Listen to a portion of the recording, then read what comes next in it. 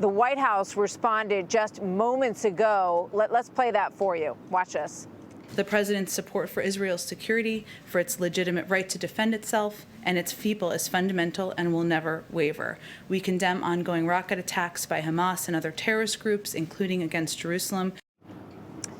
I am joined now by General Jack Keane, retired four-star chairman of the Institute for the Study of War and Fox News senior strategic analyst. Jack, obviously, it is great to have you with us as we watch all of this unfold, and it's good to see you in person on the rooftop here in Washington. But we watched Trey Yingst down there. There are a lot of rockets flying on that border. Why do you think that the Palestinians are empowered or motivated to do this kind of full-force strike at this moment? Yeah, well, it's an interesting question, and once again, we're here watching a spark lead to this kind of violence between the Palestinians and the Israelis. I mean, it was a threat of eviction of Palestinians from their homes, protest demonstration at the main mosque in Jerusalem. That led to Palestinian violence and the Israeli response. 400 rockets later and 80 to 100 airplanes striking Gaza. Here's where we are. It could lead to what happened in 2014, where ground troops went into Gaza. Hopefully that is not the case. But I think a couple of things are operating here. One is the Abrams Accords that took place with the normalization of relationship among the Arabs and Israelis was really a paradigm change in the Middle East. And it focused on the major threat in the Middle East that's destabilizing it, Iran.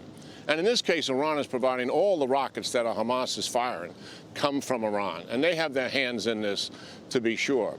But what the Arabs were saying when they moved towards Israel, it wasn't that the Palestinian-Israeli issue isn't important to them, but there are more critical issues that are, namely Iran. And they're also fed up with the Palestinian leadership and their rejectionist attitude. What I mean is, no matter what concessions the Israelis have made throughout the years, that Palestinian leadership has singularly rejected them every time.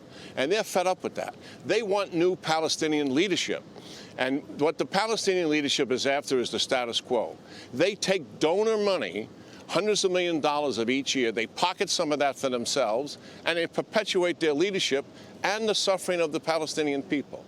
The Biden administration came in, I think they made a terrible mistake. They moved immediately towards the Palestinians. They began to return that $300 million donor gift that we give them annually. The Palestinians looked at that, okay, we're back to the Obama-Biden administration again. Did we give them any conditions in giving them that money and said, we're going to hold some of this in abeyance based on your behavior and based on your willingness to move and make some concessions with the Israelis? No. No conditions that we're aware of. So I think that was an incentive. And it doesn't take much in this very social media world where there are apps available, young people can gather in a very short period of time, and it turns and sparks this kind of violence, which could literally get out of hand. What we need now, third-party intervention. Egypt has done it before. Hamas has some trust of the Egyptians. Egyptians hopefully can get in here and settle this thing down where it doesn't get further out of hand. The Israelis are going to be blamed for the airstrikes, to be sure. What they try to do is what was brought out in your introduction. They try to notify these neighborhoods, and particularly the buildings that people are occupying, to get out so that their lives can be preserved. But there's 2 million people living on top of each other in Gaza, so there will be casualties.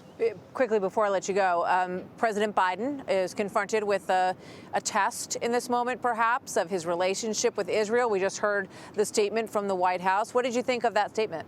Well, I'm glad he made the statement.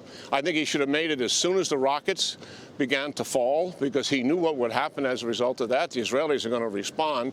But Hamas has to be held accountable for initiating rocket fire on major cities inside of Israel. I mean, that 400 indiscriminate rockets fired at people, largely civilians, who are trying to get through everyday life. That is it. They initiated that, and they should be condemned and held accountable for it.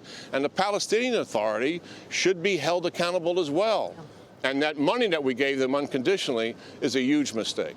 General Jack Keane, we thank you for that today as we continue to watch this together. You see the fires burning on the Israel-Gaza border, and we're minutes away from a statement from the Prime Minister, Benjamin Netanyahu, and we will stay tuned for that. General, thank you very much. Good to be with you. Hey, Sean Hannity here. Hey, click here to subscribe to Fox News YouTube page and catch our hottest interviews and most compelling analysis. You will not get it anywhere else.